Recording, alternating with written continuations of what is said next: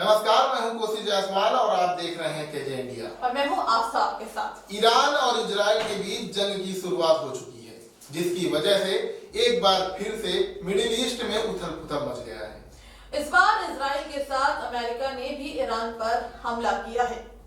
शनिवार की सुबह अमेरिका और इजराइल ने 200 से ज्यादा विमानों के साथ एक हवाई अभियान शुरू किया। इजराइल के प्रधानमंत्री बेंजामिन नेतन्याहू और अमेरिकी राष्ट्रपति डोनाल्ड ट्रंप दोनों ने शनिवार को ही पुष्टि कर दी कि ईरान के सुप्रीम लीडर अयातुल्ला अली खेमेनी की हवाई हमले में मौत हो गई है। रविवार को ईरानी सरकारी मीडिया ने भी उनकी मौत की पुष्टि कर दी है। हालांकि इतिहास के पन्ने खोले जाए तो ईरान और इजराइल के रिश्ते काफी अच्छे थे। साल 1948 में जब इजराइल एक देश के तौर पर अस्तित्व में आया, उस समय से मुस्लिम बहुल देशों ने इसे मान्यता देने से इनकार कर दिया। हालांकि ईरान ने ऐसा नहीं किया और इजराइल के साथ अपने रिश्ते बनाए रखे।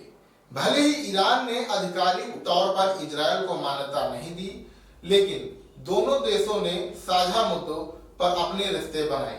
ईरान और बाकी अरब देशों के रिश्ते अच्छे नहीं थे, क्योंकि वह एक शिया बहुल मुल्क था। ऊपर से इजराइल भी एक यहूदी बहुल देश बन चुका था।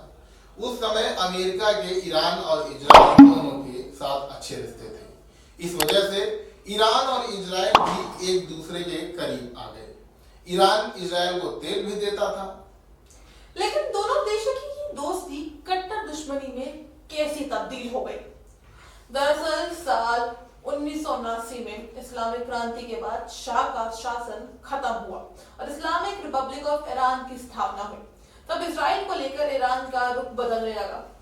इजराइल को फिलिस्तीनी जमीन कब्जा करने वाले देश के तौर पर देखा गया। उस समय के ईरान के supreme leader Ayatollah Ruhollah Khomeini ने इजराइल और अमेरिका को शैतान बताया। उनका कहना था कि दोनों देश मिडिल ईस्ट में सबसे ज्यादा दखल अंदाजी कर रहे हैं। कुछ मिलाकर इस्लामिक क्रांति ही वो पल था जिसके बाद ईरान और इजराइल की दुश्मनी की शुरुआत हुई। ईरान मिडिल ईस्ट में अपनी मौजूदगी बढ़ाना चाहता था। अमेरिका, इजराइल और सऊदी अरब उसकी राह में रोड़े बने हुए थे। इन तीनों देशों से निपटने के लिए ईरान लगातार कोई न कोई ऑपरेशन चलाता रहा। 1979 के बाद दोनों देशों के रिश्ते खराब हुए, लेकिन ईरान और इजराइल कभी भी सीधे तौर पर जंग लड़ने की कगार पर नहीं पहुंचे। 2010 में इजराइल ने ईरान ने कई न्यूक्लियर ठिकानों पर हमले किए, जिसमें कई सारे वैज्ञानिक मारे गए। इजराइल का कहना था कि ईरान परमाणु बम बना रहा है, जो उसके अस्तित्व के लिए खतरा है।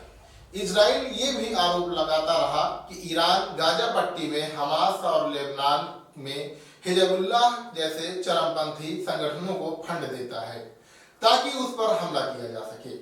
ईरान ने भी कई बार इजरायली हमलों का जवाब देते हुए इजराइल पर अटैक किया है, जिसमें मौजूदा अटैक भी शामिल है। अब ईरान के supreme leader Ayatollah Ali Khamenei की मौत के बाद ईरान ने सख्त रुख अपनाने की बात कही है, जिसके चलते दोनों देशों में जंग का आगाज हो चुका है। मिलते हैं आपको नेक्स्ट वीडियो में, तब तक के लिए नमस्कार।